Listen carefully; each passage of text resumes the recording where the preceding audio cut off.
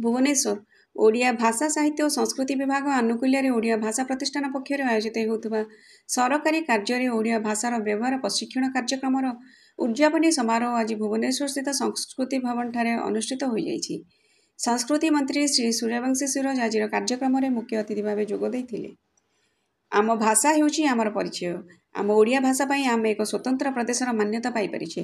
तेणु आम भाषार बहुल प्रचार और प्रसार करने सहित सरकारी कार्य जेपरि आम ओडिया भाषार प्रचलन करबा सेतिपाई आम यत्नवान हेबा आवश्यक। ओडिया भाषा प्रतिष्ठान पक्षर आयोजित होउथिबा एक प्रशिक्षण कार्यक्रम निश्चित रूपे समस्त सरकारी अधिकारी मानक पई सहायक हेबो बोली कहिसेंती संस्कृति मंत्री श्री सूर्यवंशी सूरज। प्रकाश योग्य जे ओडिया भाषा प्रतिष्ठान पक्षर आयोजित होता सरकारी कार्य ओडिया भाषार व्यवहार प्रशिक्षण कार्यक्रम प्राय 25टी विभाग 150 जन सरकारी अधिकारी और कर्मचारी अंशग्रहण करते।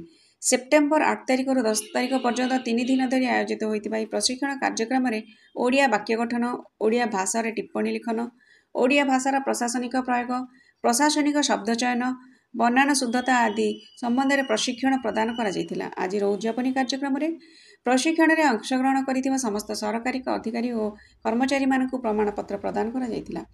आज कार्यक्रम ओडिया भाषा प्रतिष्ठान निर्देशक श्री देवप्रसाद दास, वित्त तथा प्रशासनिक अधिकारी श्रीमती अनन्या त्रिपाठी, ओडिया साहित्य एकाडेमी सचिव डॉक्टर चंद्रशेखर होता प्रमुख उपस्थित थिले। समृद्ध ओडिशार